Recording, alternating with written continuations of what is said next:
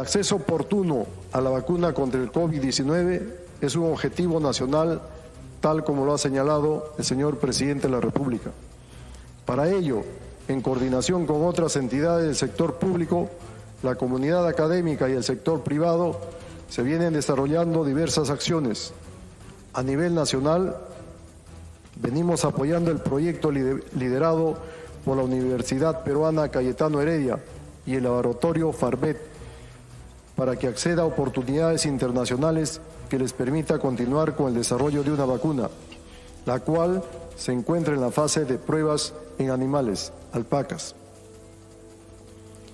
Asimismo, nos encontramos realizando gestiones con diversos gobiernos y los más importantes laboratorios farmacéuticos provenientes de Alemania, Brasil, China, Estados Unidos, Francia, Gran Bretaña, India, Italia y Japón, para acceder a la vacuna en el más breve tiempo posible. Entre agosto y septiembre del presente año, se espera concluir con al menos 3 acuerdos con laboratorios farmacéuticos que incluyan la realización de ensayos clínicos en el Perú. De esta forma, aseguraremos precios preferenciales y condiciones favorables para acceder a las vacunas. Adicionalmente, a nivel multilateral, se busca que la vacuna sea declarada un bien público global y se han iniciado las gestiones para ser parte de la iniciativa COVAX Facility, liderada por la Organización Mundial de la Salud, la Alianza por las Vacunas y la Coalición para Innovaciones en Preparación para Epidemias, que moviliza financiamiento a proyectos de investigación sobre posibles vacunas y un posterior acceso a las mismas por parte de los países que participan de dicho mecanismo, en especial aquellos de bajos recursos y los de renta media, como el Perú. Antes del 31 de agosto, debemos manifestar nuestro compromiso financiero, previa opinión favorable del MEF, a COVAX Facility, para asegurar la adquisición de las vacunas y garantizar con ellos la inmunización de 6.6 millones de peruanos, 20% de la población. Antes de finalizar este año, deberemos suscribir al menos 5 acuerdos con los más prestigiosos laboratorios para la ejecución de compras anticipadas y eventuales compromisos de transferencia tecnológica que garanticen la inmunización del 50% restante de la población no cubierta por COVAX Facility. En cuanto a la provisión de oxígeno medicinal, a la fecha se han adquirido 109.32 toneladas por día de oxígeno medicinal, con lo cual se cubre el 90% del déficit del país hasta septiembre. Se encuentran en proceso de adquisición 116 toneladas por día de octubre a diciembre. Asimismo, se han adquirido 3.100 cilindros, 1.210 concentradores y se están ampliando redes de gases medicinales en 8 hospitales de Lima metropolitana. Adicionalmente, está en proceso para este año 2020 la adquisición o mantenimiento de 19 plantas de oxígeno y con cargo al financiamiento de los gobiernos regionales 29 plantas adicionales. Resaltamos el apoyo del sector privado, que solidariamente ha puesto a disposición del sector salud 14 plantas para la producción de oxígeno medicinal en hospitales de Loreto, Tacna, Cusco, Lima, La Libertad, Cajamarca, Arequipa, Apurímac y Ancash, así como la cesión en uso de 10 plantas adicionales para el suministro de oxígeno en módulos temporales ubicados en las regiones de Piura, Lambayeque, Ancash, Lima y Junín. De esta manera, se contará a finales del 2020 con un total de 75 plantas generadoras de oxígeno medicinal. Adicionalmente, se han potenciado y mejorado las líneas de abastecimiento de oxígeno del Hospital Central de la Policía Nacional, con la puesta en funcionamiento de una nueva planta de oxígeno. A ella se suman 3 nuevas plantas que llegarán a finales de agosto. Desplegaremos todos los esfuerzos que sean necesarios para cubrir el déficit de oxígeno medicinal y para que nuestros ciudadanos no tengan que hacer largas colas o amanecerse en la búsqueda de este recurso fundamental. inicio gradual de las actividades económicas que debían darse para sacar a la economía de cuidados intensivos, como era previsible, ha habido un incremento de contagios.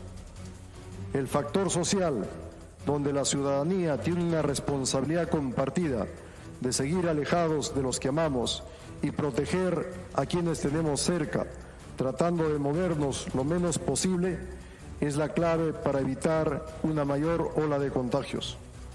Eso incluye salir de casa por lo estrictamente necesario, evitar en lo posible el transporte urbano y más aún el interregional. Continuaremos adoptando medidas para disminuir la tasa de exposición y cortar la cadena de contagio. Pero es el compromiso de todos los peruanos una de las herramientas principales para no continuar con el rebrote. Hoy más que nunca debemos mostrar lo verdaderamente hinchas que somos de nuestro país, de nuestras familias y de nuestra salud. Quiero adelantar a la representación nacional que el día de mañana aprobaremos en sesión de Consejo de Ministros un decreto supremo con medidas complementarias que ayuden a bajar la tasa de exposición. Si no contenemos la enfermedad, será difícil avanzar con la reactivación de nuestra economía. Hemos reiniciado y vamos a profundizar a nivel nacional las intervenciones multisectoriales coordinadas con el Ministerio de Defensa para el control del distanciamiento social y el aforo en lugares de concentración de personas, mercados, centros comerciales, paraderos, bancos y otros, así como la intensificación de los operativos conjuntos de las Fuerzas Armadas y la Policía Nacional para el control durante el toque de queda. Nuestras fuerzas del orden, que están al servicio del país, seguirán en las calles hasta cuando sea necesario. Ese es el compromiso que han asumido los institutos armados y la policía. Mi más sincera gratitud hacia ellos. Soy testigo presencial de su entrega y amor a la patria. Ampliará la oferta de camas de los centros de aislamiento temporal, CATS, que albergarán pacientes con diagnóstico confirmado y personas sospechosas de infección por COVID-19. A la fecha, se han implementado 91 centros de aislamiento temporal. Sin embargo, se tiene previsto ampliar durante este año la oferta para llegar a 466 centros donde se instalarán 32.000 camas.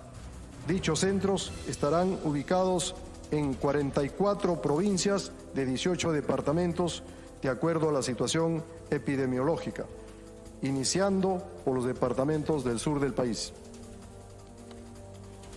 Desde que se inició el estado de emergencia hasta julio del 2020, se ha logrado ampliar nuestra capacidad hospitalaria de 3.000 a 18.500 camas hospitalarias.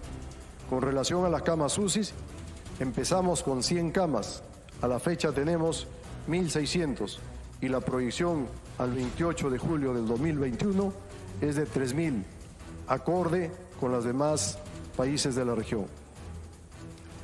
Salud ha logrado incrementar 7.968 camas regulares adicionales para la extensión exclusiva de pacientes COVID, pasando de 392 camas en marzo a 8.360 en la actualidad. Además, se han incrementado 427 camas UCI adicionales, pasando de 122 camas en marzo a 549 en la actualidad. Adicionalmente, se han implementado 950 camas adicionales de hospitalización general a través de hospitales de construcción rápida en Arequipa, Ica, La Libertad, Madre de Dios, Moquegua, Hilo, Tarapoto, Tumbes, Apurímac, Puno, Juliaca, Cusco y Lima. La prioridad de mi gestión es, sin lugar a dudas, la lucha contra la pandemia. Ganar esta guerra requiere del trabajo conjunto y organizado en todos los niveles de gobierno, las municipalidades, los gobiernos regionales, el empresariado y la sociedad civil. Tenemos que dar un giro a las tendencias actuales. Tenemos que profundizar y focalizar nuestras estrategias. La estrategia que desarrollaremos abarca desde la prevención, que está conformada por medidas de contención y mitigación, y la optimización de la oferta hospitalaria. Frente a este enorme desafío, la palabra unidad se torna más necesaria que nunca. No lo digo como presidente del Consejo de Ministros, sino como un orgulloso miembro de nuestras fuerzas del orden, pero sobre todo como un ciudadano que, como ustedes, ama su patria.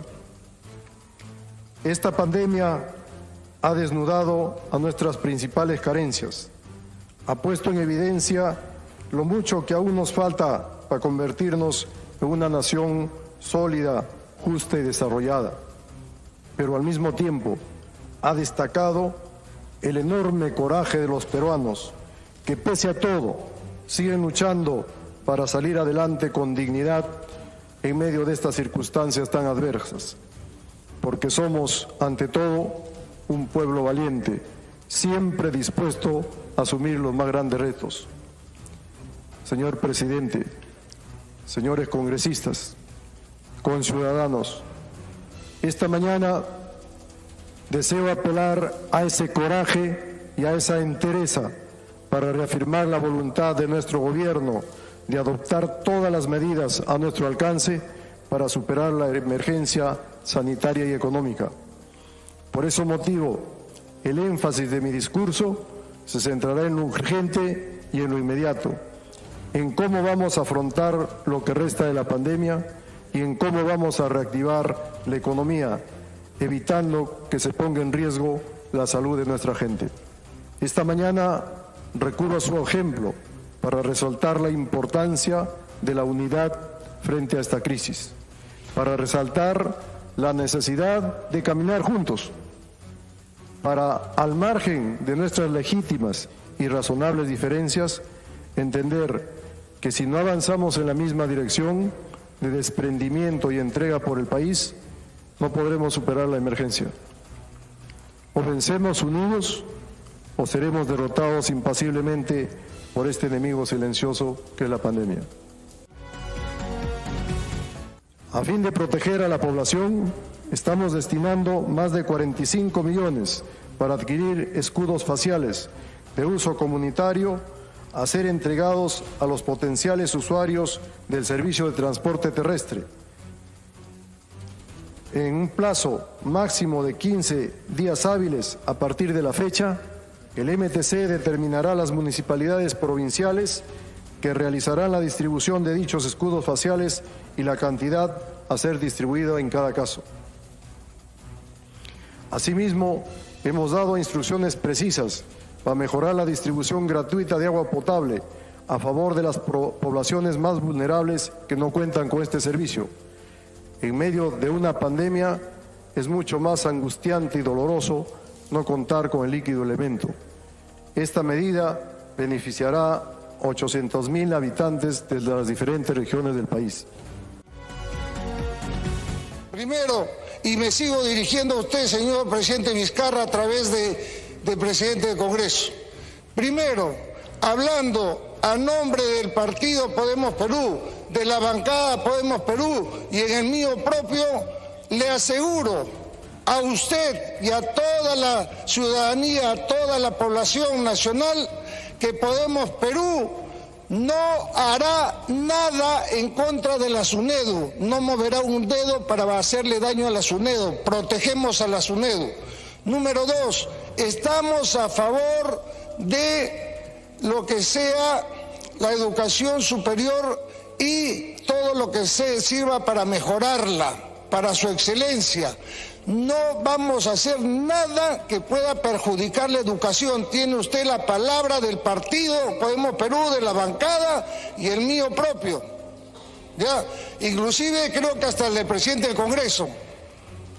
Señor presidente, usted no solamente dirige lo que es las relaciones internacionales, usted dirige también lo que es en este momento lo que es en este momento la economía.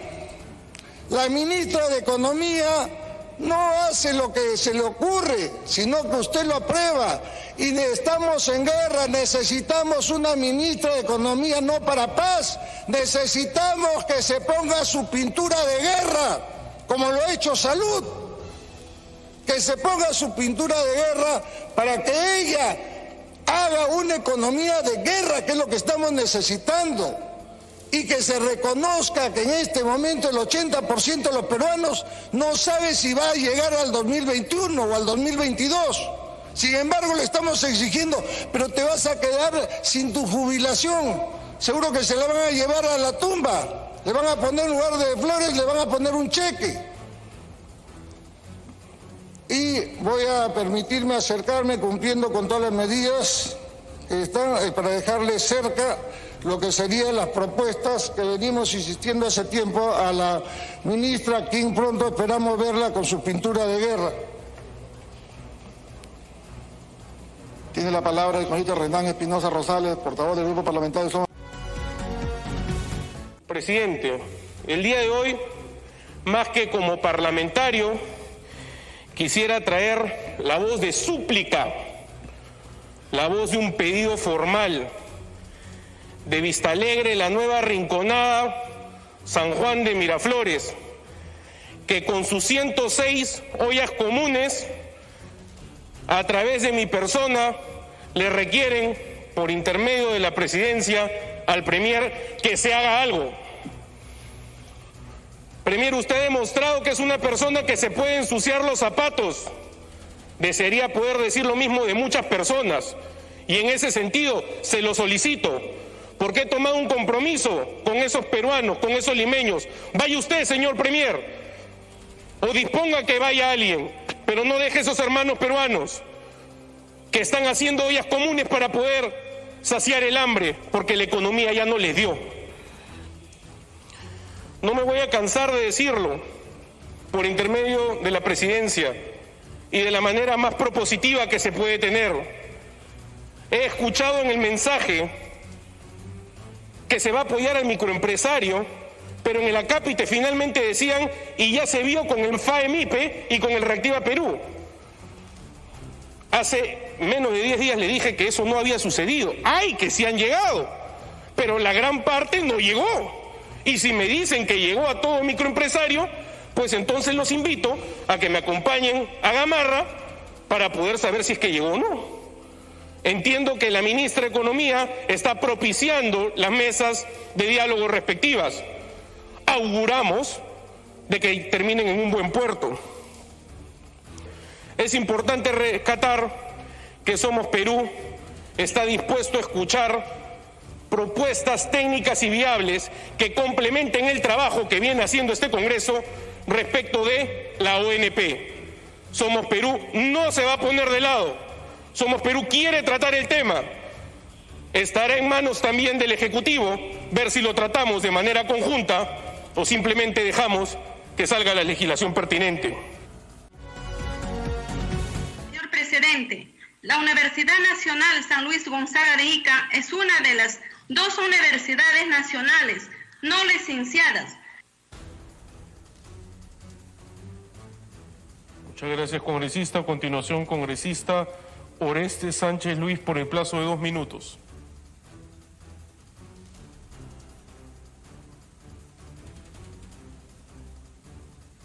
Señor presidente, muchas gracias.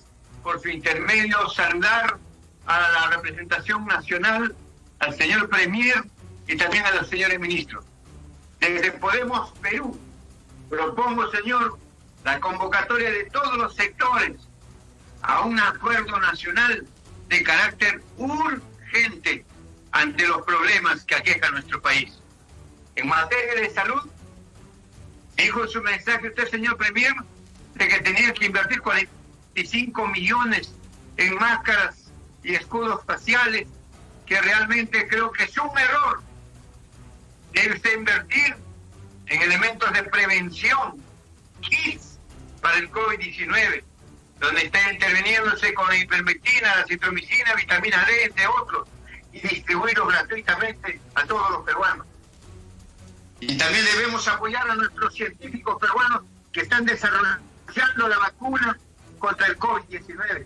Aprendamos de los países de Rusia, China, Corea del Sur, que han elaborado su propia vacuna. ¿Y por qué no desarrollar en el Perú? ¿Por qué no, señor? Apoyémoslo. En estos momentos de crisis, también quiero dirigirme y decirle que muchas familias están pasando por situaciones bien difíciles en el área psicológica y espiritual. Por ello pido la reapertura de las iglesias. Apoyo real y efectivo al BRAIN. Señor, el BRAIN necesita carreteras, servicios básicos, hospitales. No se siente la presencia del Estado en el BRAIN. Y este es el tiempo donde no pueden estar atacando a los partidos políticos. No debemos tener enfrentamientos. Este es el tiempo de trabajar. Repito, trabajar. Dios bendiga al Perú. Dios dé sabiduría al gabinete para que pueda tener una buena gestión. Muchas gracias, señor presidente. ¡Que viva el Perú! Muchas gracias, congresista. A continuación, congresista Alberto de Belaunde, por el plazo de 3 minutos. Gracias, presidente. Mi saludo al gabinete ministerial y a los colegas. Quiero empezar recordando a los miles de peruanas y peruanos que han fallecido víctimas del COVID-19 y a los millones que sufren a diario las consecuencias sanitarias y económicas de esta terrible pandemia. Su dolor, además de conmovernos, debe impulsarnos a todos aquí a un verdadero esfuerzo de unidad y de consenso. Destaco, presidente, que el discurso del primer ministro haya mencionado la agenda climática. Es fundamental que como país apostemos por un modelo de desarrollo con núcleo ambiental, que no sacrifique el futuro, sino que más bien lo asegure. La agenda climática no solo es buena para el medio ambiente, sino que puede generar miles de puestos de trabajo sostenibles en todo el país. Desde la Comisión Especial de Cambio Climático le haremos llegar al primer ministro propuestas concretas en esa línea. Relacionado al anterior, presidente, el Estado debe promover y trabajar de la mano con la ciencia, en especial en esta coyuntura de pandemia. Por ejemplo, científicos peruanos han creado pruebas rápidas moleculares, pero lamentablemente el Estado no les ha brindado las facilidades necesarias para su pronta fabricación. Esperemos que desde PCM se pueda ayudar a destrabar esta importante iniciativa. Recordemos que hoy más que nunca, sin ciencia no hay futuro. Destaco también del mensaje que se haga referencia a la necesidad de atender la pandemia en los penales, la cual ha costado la vida de internos y funcionarios del INPE. Pero como sabemos, la crisis penitenciaria no es coyuntural, sino estructural. Vemos la reciente sentencia del Tribunal Constitucional que declara estado de cosas inconstitucional. ¿Qué hará el Ejecutivo para cumplir la sentencia dentro del plazo? ¿Y cómo puede colaborar este Congreso? Asimismo, quisiera señalar el rol de liderazgo que esperamos de nuestra Cancillería este año. Por ejemplo, involucrándonos en el debate por la elección del presidente del Banco Interamericano de Desarrollo. El BID cumplirá un rol crucial en la superación de la crisis económica y social en el escenario post-pandemia. Ya en la actualidad, financia proyectos en el Perú por 1.800 millones de dólares. Por ello, es imperioso que el Perú se sume a la iniciativa regional de postergar la elección para asegurar una designación adecuada. No es momento para que la Cancillería se haga a un lado, así como tampoco se puede hacer a un lado frente a la desinformación que circula contra el Acuerdo de Escazú, un tratado que respeta nuestra soberanía y que es importante para el fortalecimiento de la institucionalidad ambiental. Para cerrar, presidente, hago una invocación a la representación nacional y al Poder Ejecutivo a poder sellar hoy una alianza de colaboración sincera. Es indispensable de cara a lo que la ciudadanía espera de su clase política en estos momentos. Muchas gracias.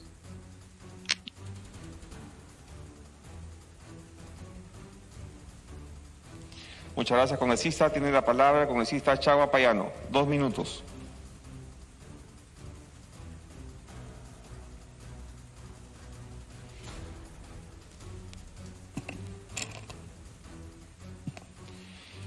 Tiene la palabra congresista Chaña Contreras. A ver, ahí se me escucha. Adelante, congresista Chagua. Disculpe. Se le escucha. Bien. Muchas gracias a todos. Considero que este discurso del nuevo Premier es mucho mejor que el de Cateriano. ¿Ya? Sin embargo, mientras no se encamine a nuestro país hacia un nuevo contrato social, seguiremos ofreciendo solo paliativos a la crisis, como el apoyo a 230.000 agricultores por un lado, por ejemplo, pero no una política que nos lleve a la soberanía alimentaria, incrementando contundentemente el presupuesto agrario y priorizando la pequeña agricultura y la agricultura familiar por encima de la agroexportación. Paliativos, como ofrecer bonos que ni siquiera nos llegan a todos, pero no dejar que el pueblo saque su dinero de las AFP, de las ONP. Paliativos, como buscar el diálogo en los conflictos sociales, pero primero matando o disparando a indígenas en Loreto y en Espinar. Y paliativos más. Entonces el problema no solo son los ministros o el primer ministro, yo no tengo nada contra ellos, el problema va más allá. Es el presidente de la República y los grandes intereses económicos que protege y desea seguir protegiendo en contra de la nación y a favor de la CONFIEP. Si sigue así, señor Vizcarra, se está yendo directo hacia la vacancia presidencial y luego a la cárcel, igual que los anteriores presidentes, como Kuczynski y Toledo. Por lo tanto, mi voto seguirá siendo en contra si es que no cambia la política económica y hasta ahora se ve a favor de los ricos y en contra de los pobres. Problema que solo será resuelto con una nueva constitución. Muchas gracias, señor presidente. Gracias, congresista. Tiene la palabra la congresista Irene Carcausto. 2 minutos.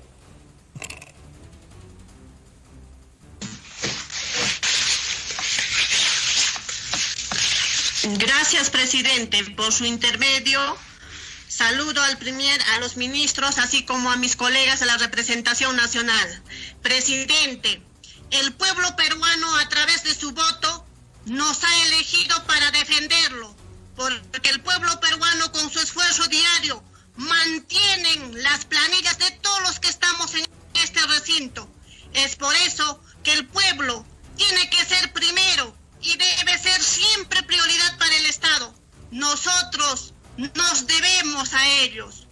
Hablo como congresista de la región de Puno, región que colapsó y se encuentra asolada por el COVID-19. Los índices de muertes aumentan cada día. Miles de hermanos se encuentran abandonados en los pasillos, sufriendo por no tener medicamentos, por no tener oxígeno. Es triste, muy triste ver cómo muere el pueblo, el vacío y llanto que deja en cada familia un padre, una madre, un hijo del pueblo que hoy ya no está con nosotros, hermanos que jamás tuvieron acceso a ningún tipo de atención médica y ahora médicos, enfermeras que fallecen luchando por salvar la vida de nuestros semejantes, como es el caso del doctor Wagner Cáceres y la enfermera Alicia González y tantos héroes anónimos que hoy lamentamos su muerte. Pero, señor Premier, ya no podemos volver atrás y lo que debemos hacer es actuar de inmediato. Cada minuto que se pierde es una vida que se va. Premier, no tenemos hospitales. En Azángaro tenemos muchos años esperando la construcción del hospital Carlos Rosselló Vizcardo. Son varios años desde la declaratoria de viabilidad del proyecto, pero hasta ahora no hay nada. ¿Cuánto más se debe esperar? Y esto pasa también con los hospitales en Puno, Juliaca y en el resto de la región de Puno. Por ello, presentamos la moción para la declaratoria de emergencia de nuestros hospitales y esperamos que se atienda nuestro pedido. El Perú tiene un... Muchas gracias, congresista. Tiene la palabra el congresista Mesías Ramírez. 2 minutos.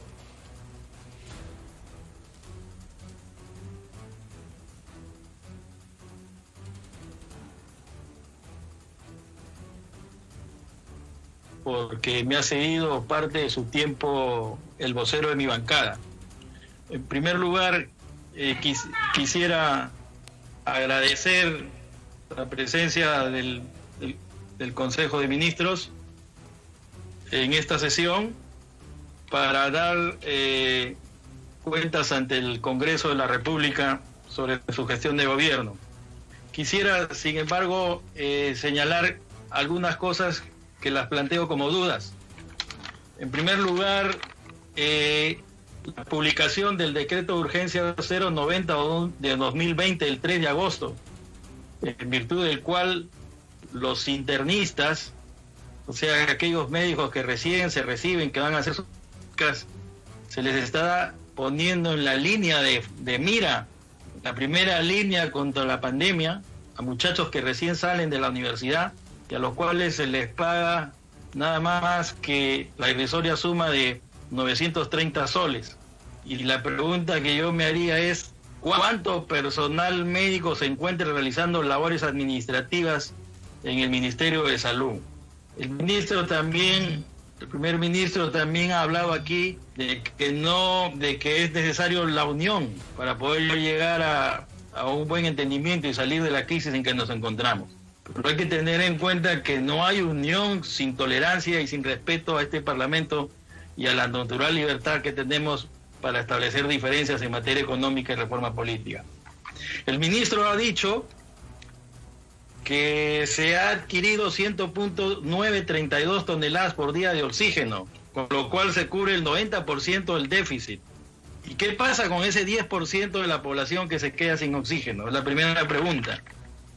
El ministro también ha señalado que hay una estrategia para cubrir frente a la pandemia a los pueblos indígenas, pero ha señalado que esta cobertura solo llega a 30 de los 55 pueblos indígenas. ¿Qué pasa con ese 25 con esos 25 pueblos indígenas restantes? No se ha dicho nada sobre la política de despenalización de los penales y el probable riesgo.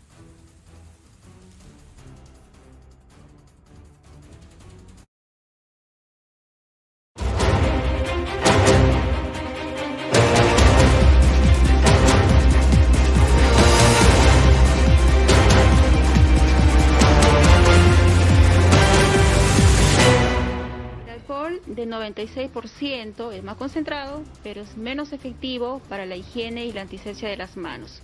Este alcohol va a evaporarse con mucha facilidad, por lo tanto el tiempo de contacto con los gérmenes que se necesita va a ser mucho menor. Además, el alcohol a esta concentración tan alta pues va a solo produce una deshidratación en los microorganismos e impide su penetración hacia el interior de sus células para ejercer su efecto. Recordemos que este alcohol ejerce su efecto desnaturalizando las proteínas, es decir, necesita ingresar a las células y para eso necesita una cierta proporción de agua. Ahora, ¿qué tipo de ventajas podría darle al ser humano al momento de usarlo en la piel? El alcohol a esta concentración tan alta es más irritante, por lo tanto puede producir resequedad y lesiones en la piel. Ahora, debemos de tener en cuenta que cuando compramos un alcohol de 96, a la espalda de esta botella nos va a indicar el uso debido. Exactamente.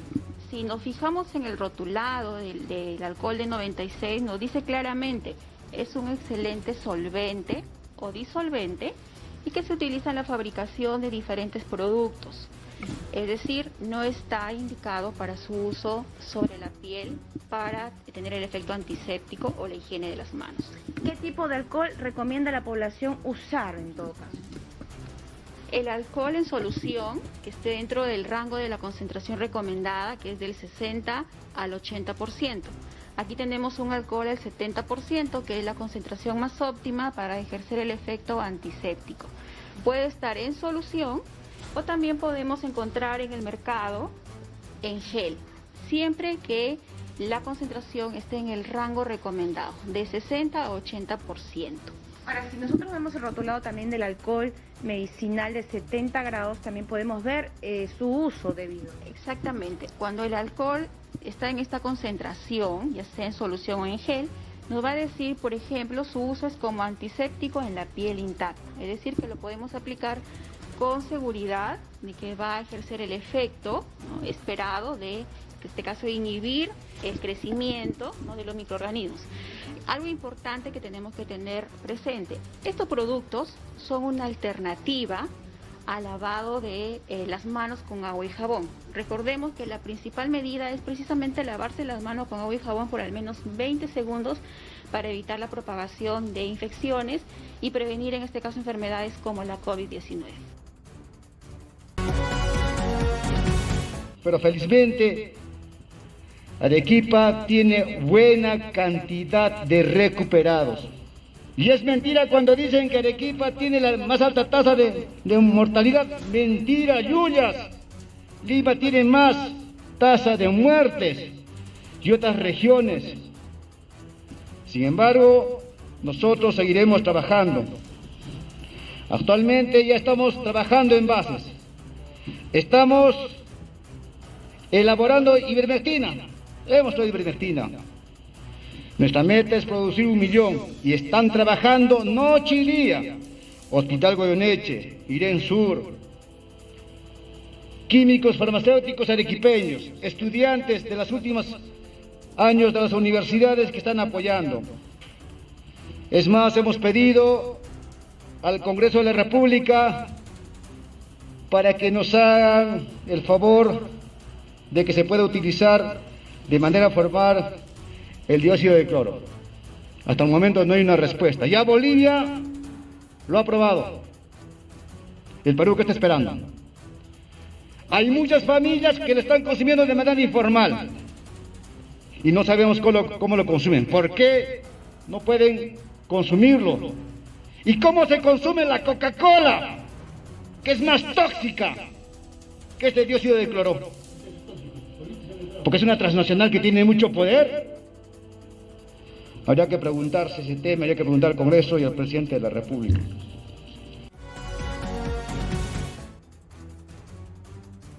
Rusia anunció que desarrolló la primera vacuna contra el coronavirus. El anuncio fue hecho por el presidente Vladimir Putin, quien aseguró que la vacuna otorga una inmunidad duradera. Hasta donde sé, esta mañana, por primera vez en el mundo, se registró una vacuna contra el nuevo coronavirus. Y es bastante eficaz, otorga una inmunidad duradera. Lo sé muy bien porque una de mis hijas se aplicó esta vacuna. En ese sentido, participó del experimento.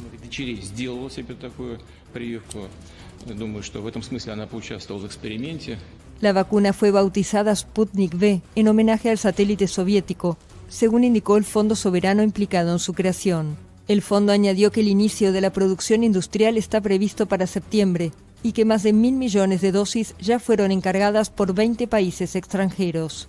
Según el Registro Nacional de Medicamentos del Ministerio de Salud, la vacuna será distribuida el 1 de enero de 2021. En las semanas anteriores a este anuncio, científicos extranjeros manifestaron su preocupación por la rapidez de la creación de una vacuna de este tipo, y la Organización Mundial de la Salud llamó a respetar las líneas directrices y directivas claras en materia de desarrollo de este tipo de producto. El anuncio ruso llega cuando el mundo registra más de 20 millones de contagios y más de 730.000 fallecidos por la pandemia, que tuvo su origen en diciembre pasado en China.